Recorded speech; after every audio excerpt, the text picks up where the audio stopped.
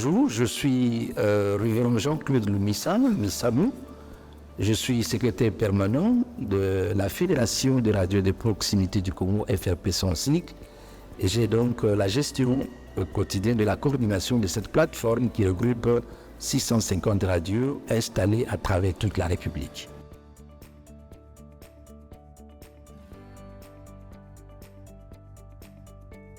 Merci Madame pour la question. L'histoire des textes régissant la presse est une histoire qui passe par plusieurs étapes.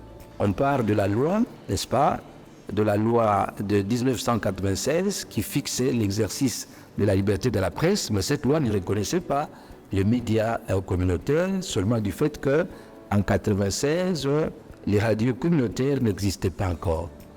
Et en 2020, la Fédération des radios de proximité du Congo s'est engagée dans un plaidoyer très fort, appuyé par Internews, son partenaire traditionnel, à l'ensemble de toutes les radios derrière la Fédération pour revendiquer la modification du statut juridique et fiscal de ces radios.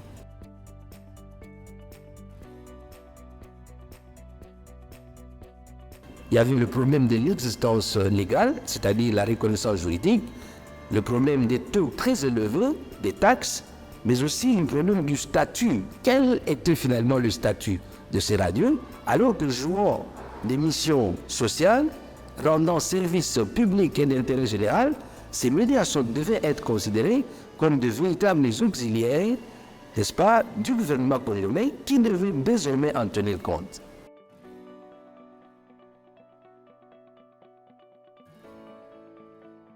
La loi promulguée récemment, et ici, les radios communautaires associatives sont reconnaissantes en faveur du ministre Patrick Muyaya, qui a été l'homme orchestre autour de laquelle la loi a pu voir le jour. Cette loi, en effet, a consacré la résolution des problèmes essentiels. 1.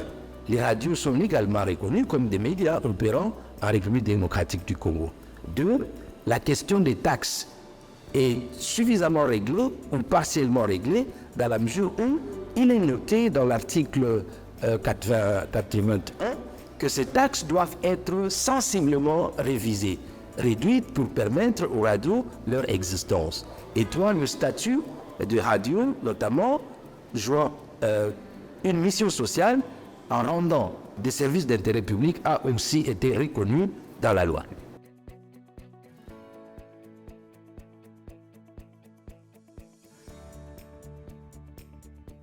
Madame, comment pouvons-nous terminer cette bataille que nous avons âprement débutée depuis 2020 par ce plaidoyer que nous estimons encore avoir des beaux jours devant nous.